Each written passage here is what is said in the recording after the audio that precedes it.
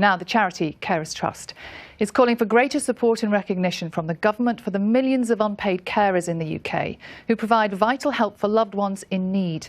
The charity says many unpaid carers often have to juggle their responsibilities with work and need access to respite breaks and a carer's allowance.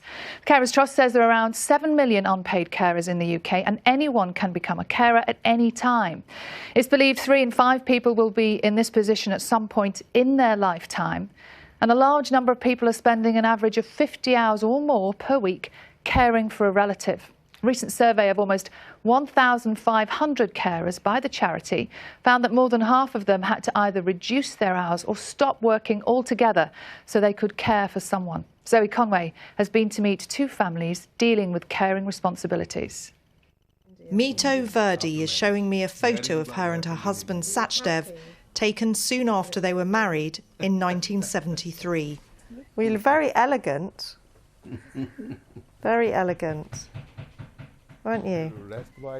They grew up together. Mito remembers meeting Sachdev when she was just 6 years old. They moved to Birmingham from India 45 years ago and have 4 sons. These days, married life is about a strict routine.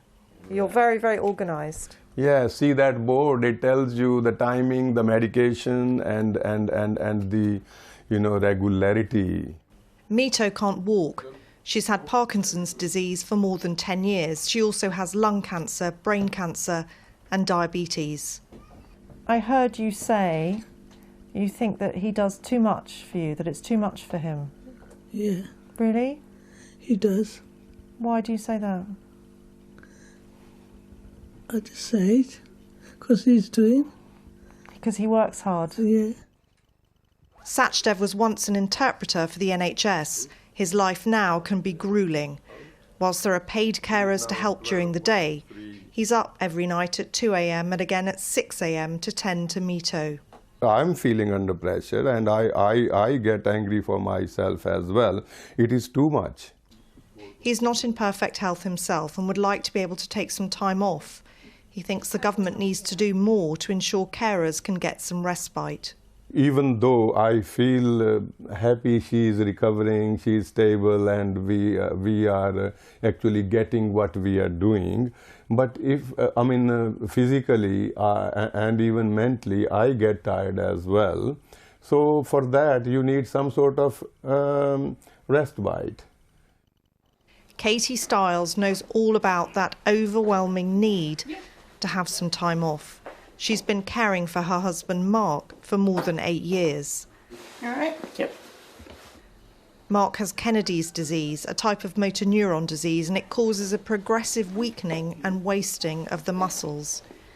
In all the time she's been looking after Mark, Katie hasn't been able to get away. I haven't gone off and had a weekend with friends or anything like that. That doesn't happen. Not even half an afternoon or something like that. So it would be lovely to have some support and actually be able to go and visit some friends that I haven't seen for a long time. I'd really appreciate that. And knowing that he was safe somewhere so I didn't have to worry. Katie was a geography teacher before giving up work to care for Mark. She calculated she was on roughly £150 a day. Now she gets a weekly carer's allowance of £67. £67 is nothing.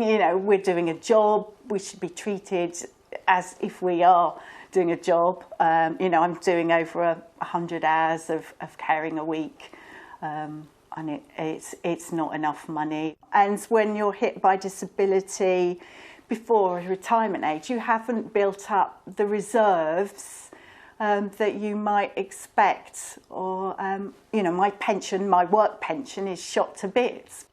Mark used to be a civil servant. He explains what it can be like just trying to drink a cup of coffee. A double espresso, although it's decaf, in a cup like this is quite acceptable.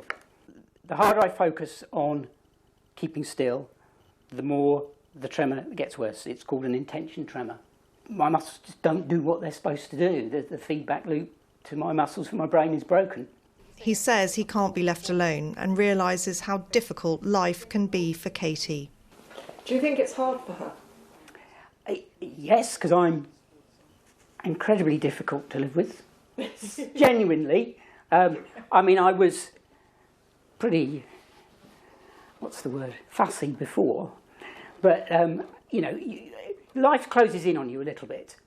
And so little things suddenly have an awful amount of importance, you know, whether the floor's clean, whether this, that or the other. So yeah, I'm not very easy to live with at all, no. But I do my best. Katie's an advocate for unpaid carers and is hopeful that they can get more recognition and support. You've just been so incredibly positive all morning. How do you do it?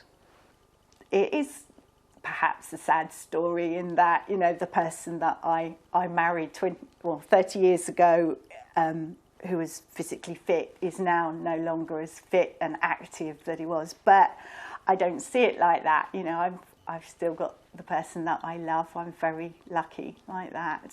And we live, you know, a life that we've made together. And it might not be everybody's idea of a life, but it's ours and it's special. And I love him to bits.